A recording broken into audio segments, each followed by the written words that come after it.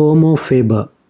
Homo Faber, by Swiss author Max Frisch, depicts the life of a 50-year-old engineer Walter Faber being disrupted by a sequence of strange but interrelated coincidences. The title Homo Faber means man the maker. It conveys the idea that human beings are able to control their fate and their environment by the use of tools. The novel opens with Faber on a flight from New York to Venezuela in April 1957. Next to him was seated Herbert, brother of his farmer friend Joachim Henkes.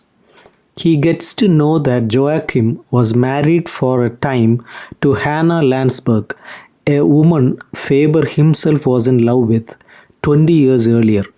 She gave him the name Homo Faber, a fitting nickname for an engineer whose belief is in the machine. Faber reveals that Hanna was pregnant with his child, and his reluctance to accept her pregnancy became the reason for Hanna to break the relationship and abort the baby. The plane crashes in the Sierra Madre desert, but no one is hurt. They are rescued and land in Mexico. Faber decides to postpone his business in Venezuela and travels to Guatemala with Herbert to see Joachim. Joachim is running a tobacco plantation. When they reach the tobacco plantation, they learn that Joachim hanged himself several months ago. The body is untouched, so they film it and bury it. Herbert stays and takes over Joachim's job. Faber returns to New York. He arranges to leave for Paris by ship.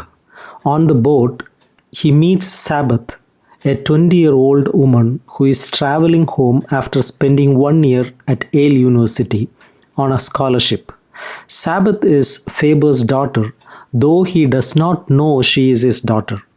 He falls in love with her and asks her to marry him, but they part without really saying goodbye. Once in Paris, he decides to accompany the young woman Sabeth through France, Italy, and to Athens. During this sightseeing trip, they become a couple.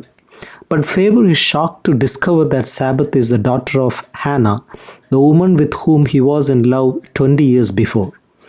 Near Athens, Sabeth was bitten by a snake.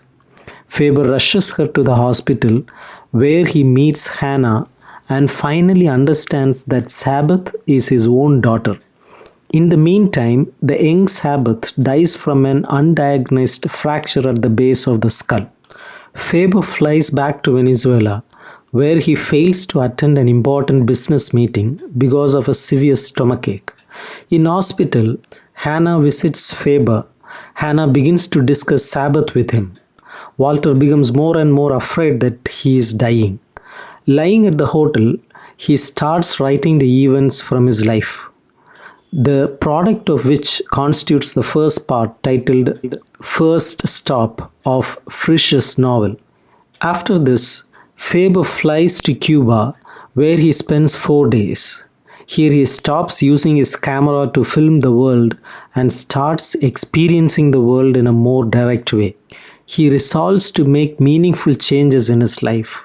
He decides to marry Hanna and returns to Athens. There he consults to doctor about his stomachache and learns he has cancer. He must remain in the hospital to undergo an operation. There he writes the second part of his report, The Second Stop, which ends abruptly when the doctors take him to the operating room. Many critics consider the novel as a modern version of Oedipus myth.